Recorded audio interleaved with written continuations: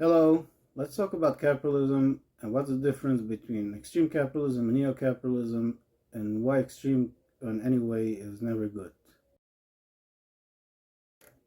Capitalism means protect and not to provide. So it's not necessarily not to provide, it's just if a government is there just to protect, automatically they don't provide. So a socialist country or social democrat, they're here to protect and to provide.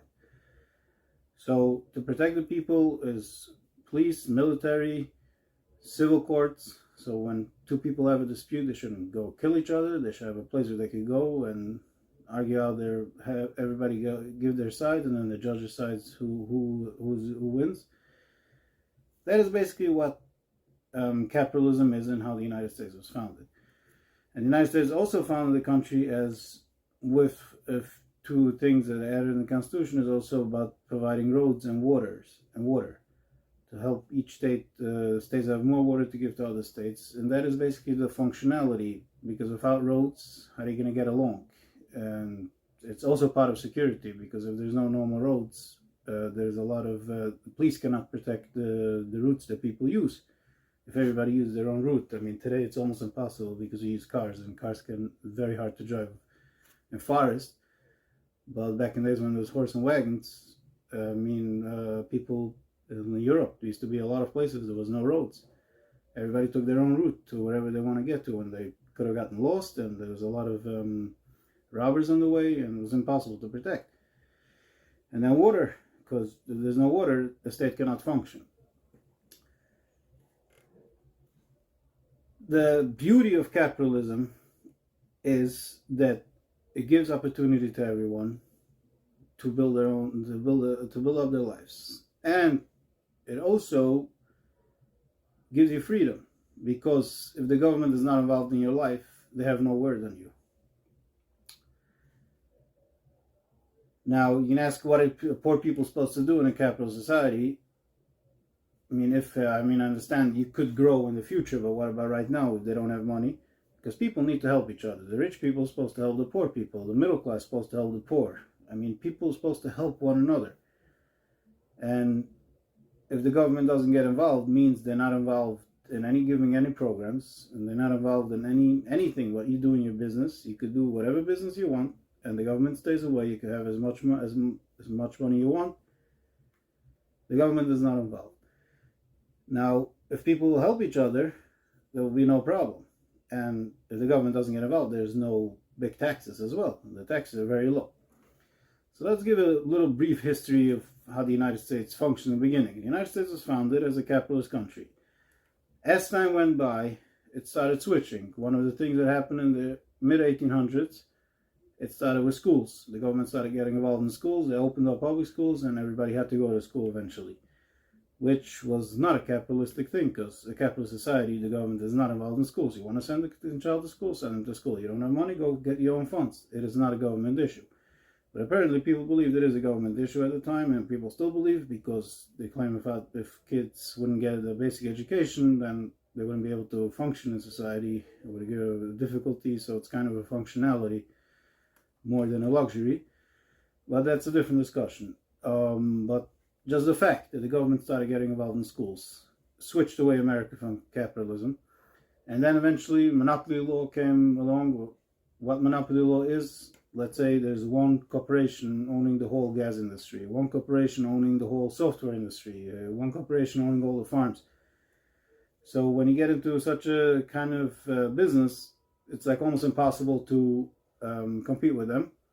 Therefore, it came to a point that people said, we cannot live like this, and we have to go against it. I'm not going to go into details, but the fact is they passed laws against monopoly. They broke up companies, and then also monopoly could mean a company that is involved in every industry, and they're big in every industry, and they have a huge part of everything, and they're kind of dominating. So this is not, I'm not here to talk about monopoly, about schools. It's just the factors that happen.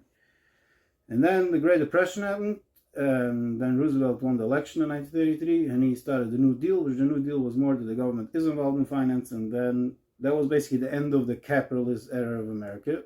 America was still capitalist, but not real capitalist the way it was. and it slowly started drifting more to socialism, and we're right now in 2022 almost a socialist society. So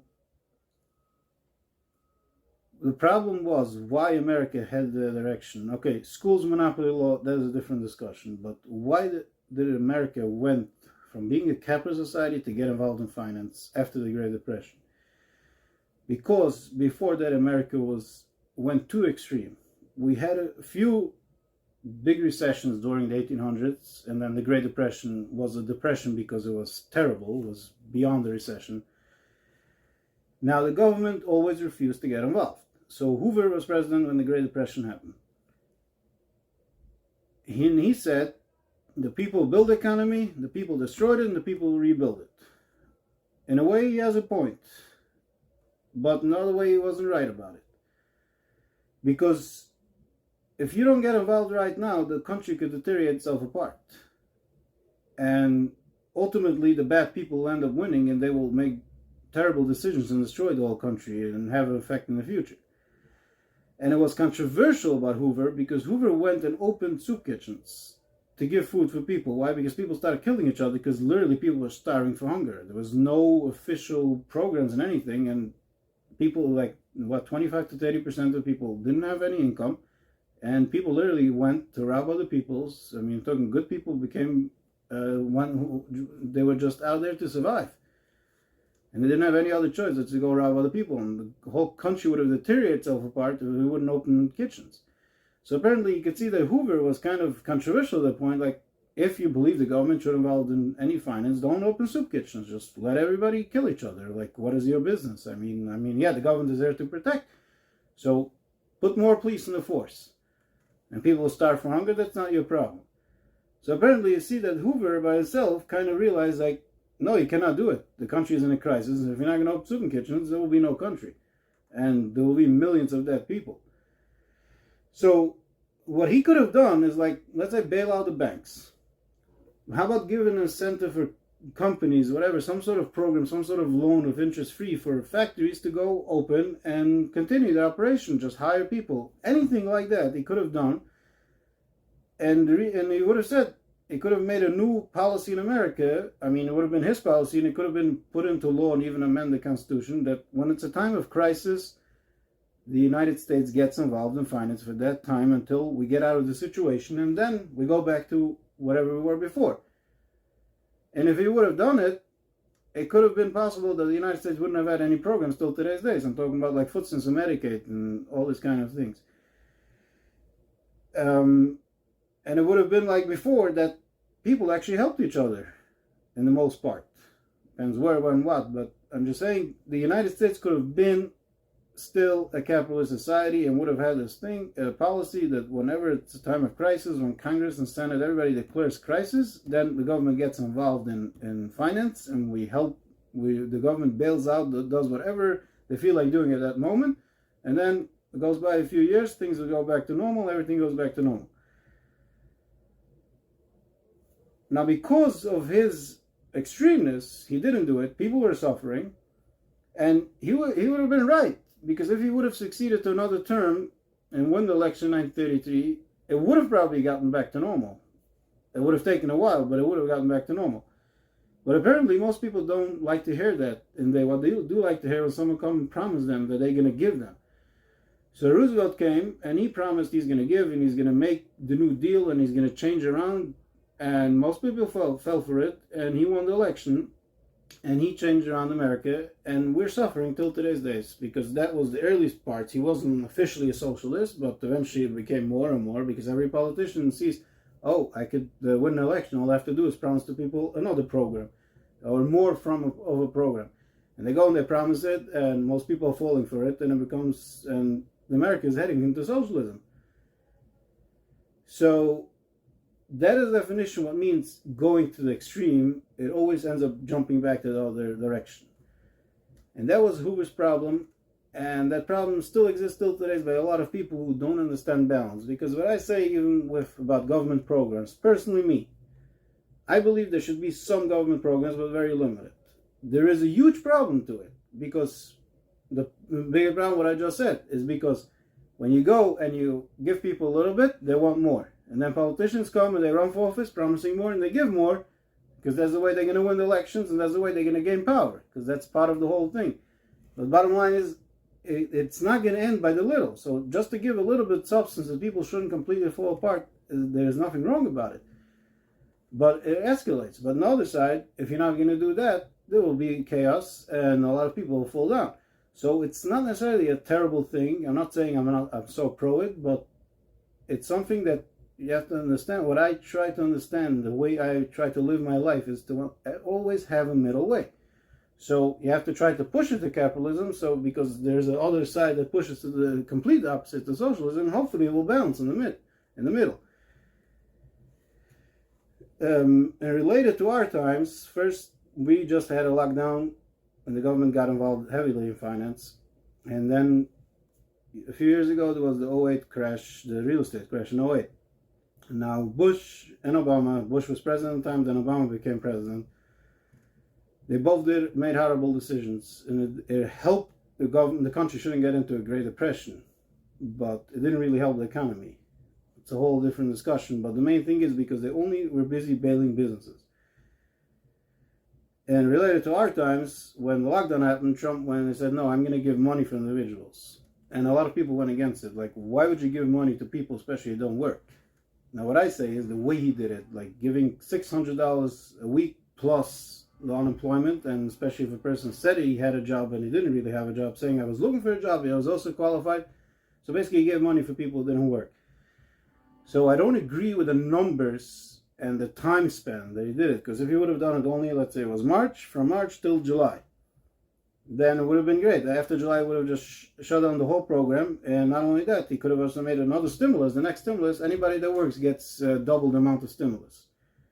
So to push people to go back to work, to show them if you work, you're getting. Not to get people used not to work. And definitely not to extend the unemployment, but he did it. So I don't agree with the way he did it, and I don't agree with the idea of adding $600 to it. Like, what was the whole point? And especially when an 18-year-old said, oh, I was looking for a job. Maybe he was looking for a job, but you're 18 years old. But how much money are you going to make? You're not going to make so much money at the time being. It was a lot of money to say I'm going to get unemployment plus $600, which was approximately $700 to $800 per person. Most 18-year-olds don't make the money. Maybe now, but not 2020. So that went a little bit extreme to the way he did it.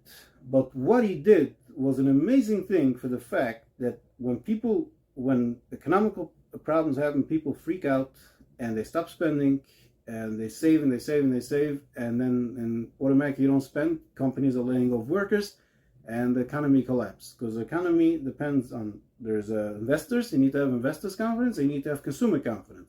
If any of them are missing, the economy collapses. So what he did, he bailed out businesses, gave them money, gave loans for businesses to keep employees in, and then gave money for people who didn't have jobs, or even stimulus for people who had jobs, to make sure, don't freak out, oh, I'm going to lose don't freak out that if you're going to lose your job, you're going to stay without money. No, there's money. So the way he did it a little bit too extreme, and implemented a little bit the idea that the government can give money without working. But what he did was it was basically done from learning from history, from learning from the 08, learning from President Hoover, from all those people who made this mistake of saying, no, we're not getting involved and we're not should, or only bail out businesses, and learn, no, this doesn't work. And so what I'm trying to say about this whole thing is not necessarily to be pro-Trump, not Trump, against Trump. No, that's not the point. The point is to understand what capitalism is and what extreme capitalism is. Extreme capitalism I could make a whole different episode, maybe I will a different time, about extreme capitalism, but how do we have in America a lot of things today that the government doesn't want to get involved because capitalism, and it causes really a lot of issues, which I don't even see why you could be a capitalist society and can still regulate certain industries. Whatever. I'm not going to talk about it, but extreme capitalism is always a disaster, and it brings people to turn one against each other. And if you want to be an extreme capitalist, make it like America, when America was founded. There's no monopoly law, there's no schools, there's no programs, there's no nothing.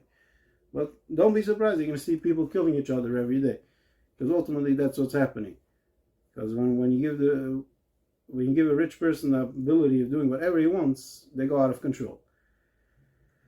So I hope you understand. what means finding the middle way, understanding when at certain times you have to say, now it's not a time to go in the regular principles, and why even on day to day, to understand the middle way. You could be a capitalist, you don't have to be an extreme capitalist. You can understand that sometimes the government can get involved. And I hope you enjoy, and remember to subscribe, and have a wonderful day.